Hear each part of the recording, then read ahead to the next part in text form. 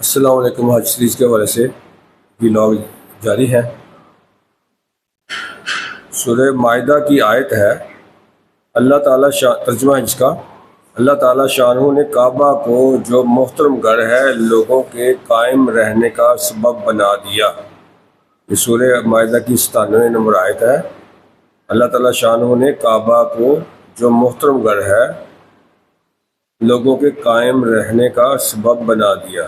حضرت ابن عباس رضی اللہ عنہ فرماتے ہیں کہ لوگوں کے قائم رہنے کا سبب ان کے دین کا رہنا اور نشانات حج کا قائم رہنا ہے۔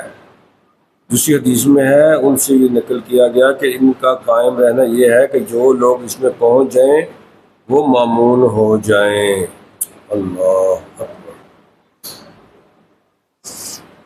امام غزالی نے حضرت علی کرم اللہ وجہہ کا ارشاد نقل کیا ہے کہ حق تعالی شانہ جب دنیا کو برباد کرنے کا ارادہ فرمائیں گے تو سب سے پہلے بیت اللہ کو منہدم کرایا جائے گا، پھر دنیا برباد کی جائے گی۔ علامات قیامت میں کعبہ کا منہدم ہونا کثرت سے وارد ہوا ہے، یعنی علامات قیامت میں سے ہے۔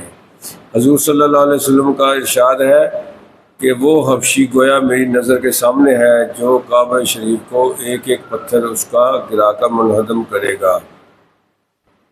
ایک حدیث میں ہے کہ لوگ خیر کے ساتھ رہیں گے جب تک کہ اس کی حرمت کی یعنی مکہ اور حرم مکہ کی ایسی تعظیم کرتے رہیں گے جیسا کہ اس کی تعظیم کا حق ہے، اور جب اس کی تعظیم کو ضائع کر دیں گے تو ہلاک ہو جائیں گے۔ یعنی کہ خانہ کعبہ کا قائم رہنا اسی صورت میں قائم ہے کہ تب ہم نیکیاں کرتے رہیں۔ یہ تو ایک واقعہ بھی آتا ہے نا کہ قیامت کے قریب نا اللہ تعالیٰ تو فرشتے فرمائیں گے یا اللہ تو قیامت لے آ، تو تیرا کوئی عبادت کرنے والا چیز ماننے والا بھی نہیں رہا، تو اللہ تعالیٰ فرمائیں گے جب تک فلاں غار میں ایک بندہ ہے جو اللہ کر رہا ہے تب تک، جب تک وہ رہے گا تب تک قیامت نہیں آئے گی۔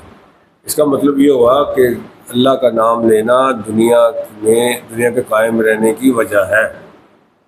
نیکی ہوتی رہے گی، دنیا قائم رہے گی۔ اسی بات سے تو لوگ کہتے ہیں، علماء کہتے ہیں کہ جو مسلمان ہیں اگر وہ ختم ہو گئے نا تو یہ جو کافر جتنی مرضی ترقی کر لیں پھر ختم ہے، ان کا معاملہ بھی ختم ہے۔ اس لیے کہ مسلمان جو نیکی کر رہے ہیں یہ خیر کا ذریعہ ہے، یہ دنیا کی بقا کا ذریعہ ہے۔ بہرحال آگے خانہ کعبہ کے حوالے سے دعا پڑھتے ہیں۔ آگے حضور اقدس صلی اللہ علیہ وسلم کا ارشاد ہے کہ اللہ جل شانہ کی 120 رحمتیں روزانہ اس گھر پر نازل ہوتی ہیں، جن میں سے 60 طواف کرنے والوں پر اور 40 وہاں نماز پڑھنے والوں پر اور 20 بیت اللہ کو دیکھنے والوں پر ہوتی ہیں۔ واہ جی واہ، یعنی خانہ کعبہ کو دیکھنا بھی ثواب ہے۔ واہ جی واہ، یہ تو مفت کی نیکی ہوئی نا، اللہ کے گھر میں جا کے خانہ کعبہ کو دیکھتے رہو دیکھتے رہو دیکھتے رہو، اور 20 رحمتیں نازل ہو رہی ہیں، ان میں سے ان پہ بھی نازل ہو رہی ہیں۔ ماشاء اللہ۔ حضور صلی اللہ علیہ وسلم قسم کھا کر ارشاد فرماتے ہیں کہ حجر اسود کو اللہ جل شانہ قیامت کے دن ایسی حالت میں اٹھائیں گے کہ اس کی 2 آنکھیں ہوں گی جن سے وہ دیکھے گا، اور زبان ہوگی جس سے وہ بولے گا، اور گواہی دے گا اس شخص کے حق میں جس نے اس کو حق کے ساتھ بوسہ دیا ہو۔ سبحان اللہ۔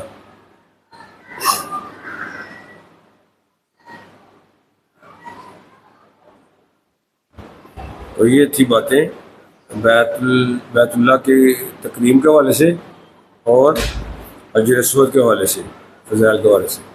اللہ تعالیٰ ہمیں اپنے گھر کی بار بار زیارت کی توفیق عطا فرمائے اور دیکھنے والوں کو بھی توفیق عطا فرمائے۔